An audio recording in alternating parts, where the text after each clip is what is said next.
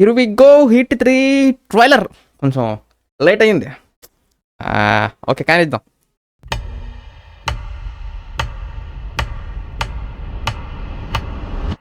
Sir, criminals ఉంటే భూమి మీద 10 ఫీట్ సెల్లో ఉండాలి, లేదంటే భూమిలో 6 ఫీట్ హోల్లో ఉండాలి.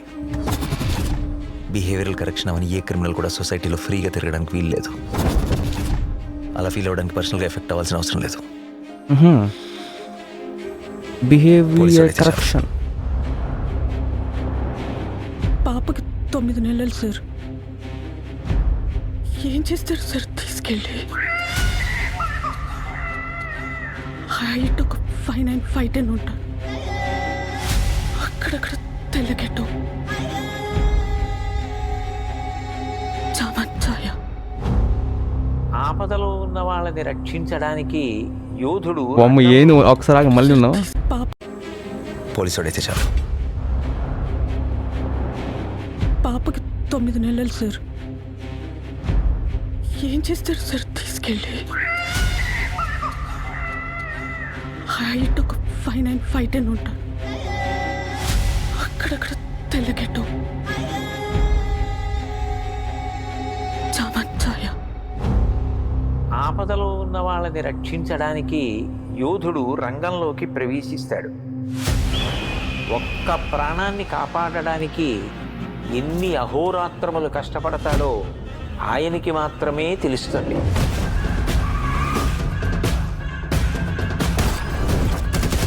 నిన్ను చూస్తే అందరూ ఇలానే పారిపోతారా? నచ్చా.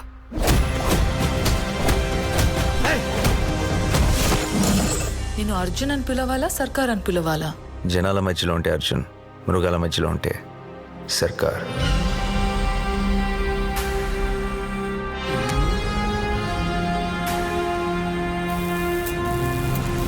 మనిషి క్రాస్ చేయలేని ఒక లైన్ ఉంటుంది.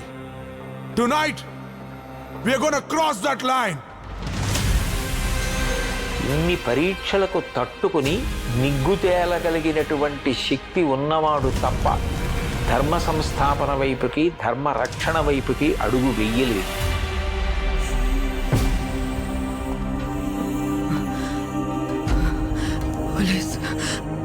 పోలీసులు వస్తారు. మీరు మమ్మల్ని చెప్పలేరు. నా పాప నాకు కావాలి సార్. అమ్మ దగ్గర పెరగలేదు కదా నువ్వు. You can't survive here.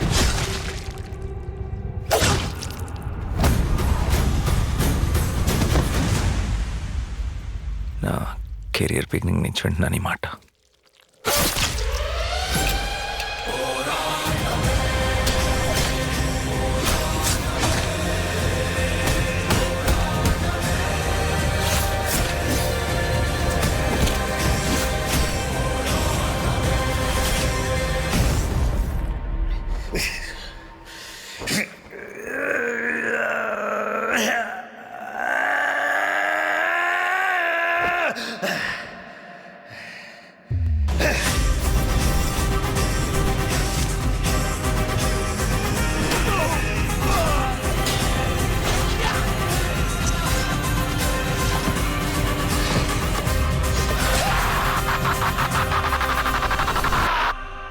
అబ్కీ bar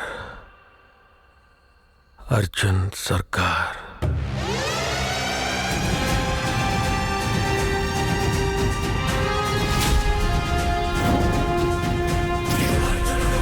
okay, starting నుంచి మిడిల్ ఆఫ్ ది పోర్షన్ వరకు that was an interesting cut ma'am. ఎందుకంటే జనరల్గా మనం ఇప్పుడు దాకా చూసిన కైండ్ ఆఫ్ క్రైమ్ ఇన్వెస్టిగేషన్స్లో క్యారెక్టర్స్ గురించి చెప్తున్నాను పర్టికులర్గా. అంటే ఇప్పుడు ఎవరన్నా సైకోపాత్స్ ఉన్నారనుకోండి, జైలు వేద్దాం, లేదంటే కనుక రీహాబ్ సెంటర్కి తీసుకెళ్దాం, అక్కడ వాళ్ళు మారుద్దాం, మంచి మాటలు చెప్తాం, ప్లెజెంట్ నేచర్, ఇట్లా క్యారెక్టర్ని చేంజ్ చేద్దాం, ఆ ఒక్క క్వశ్చన్ ఎప్పుడు వస్తూ ఉండిద్ది అనమాట. సో బట్ ఇక్కడ అసలు ఎందుకు వేసేద్దాం అంటే మన అర్జున్ అనమాట, ఎందుకు టైం వేస్ట్ బొక్క వేసేద్దాం. సో అది అట్ ది సేమ్ టైం ఇప్పుడు దాకా మనకి ఏవైతే కత్తులు ఉన్నాయో ఆయన ఆ పోస్టర్స్లో పట్టుకుంది కావచ్చు, చిన్న పాప మీద పెట్టింది కావచ్చు, సిమిలర్గా అయితే ఉన్నాయి. అంటే ఆ కట్టు దగ్గర నుంచి మనోడే కిల్లర్ అన్నట్టు కొంచెం ప్రొజెక్షన్ చేశారనమాట. It's good. ఇది భలే కట్ చేశారు. But at the end of the day crime అంటే వైలెన్స్ విపరీతంగా ఉంది. అది పెద్దగా మనం ఏమి అబ్జెక్షన్ పెట్టడం దానికి ఎంతన్నా పెట్టుకోవచ్చు. నాకు కొంచెం ఒక డౌట్ క్రియేట్ అవుతుంది ఏంటంటే అంటే ఇప్పుడు మనకి హిట్ ఫ్రాంచైజ్ అనేది ఒక ఇన్నోవేటివ్ క్రైమ్ ఇన్వెస్ట్ అంటే వేరే వాటితో కంపేర్ చేసుకుంటే ఇది కొంచెం విభిన్నంగా ఉంటుంది. హిట్ కేసు 1లు కావచ్చు, ఎన్నో వేళ్ళు ముక్కలు కూడా భలే చూపించారు కదా. సో అట్లా నాకు అవి చాలా ఇష్టం అనమాట క్రైమ్ ఇన్వెస్టిగేషన్లో బాగా. సో దీంట్లో ఆ వైలెన్స్, బ్లడ్, ఆ డోసేజ్ బాగా ఎక్కువైపోయి ఈ క్రైమ్ ఇన్వెస్టిగేషన్ ఎక్కడ దాన్ని కొంచెం డౌన్ చేస్తారేమో అని కొంచెం డౌట్ ఉందన్నమాట. అది మనం థియేటర్లో చూసి తెలుసుకుందాం.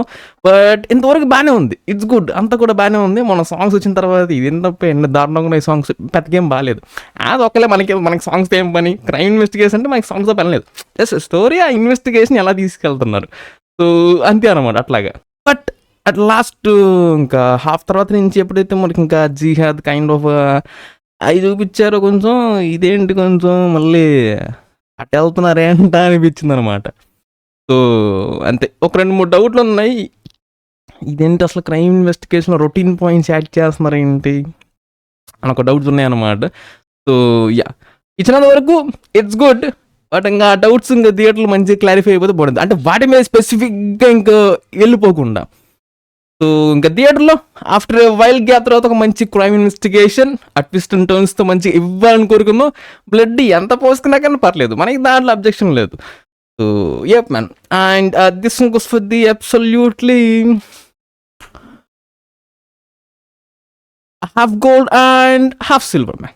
So yeah, background score it's good, ఇది గుడ్, స్టార్టింగ్ నుంచి బాగుంది. తర్వాత సగం నుంచి కొంచెం okay kind of feeling. Okay, ఇంకా 1st మేలో థియేటర్స్లో కలుద్దాం. So yup man, and yup, that's it.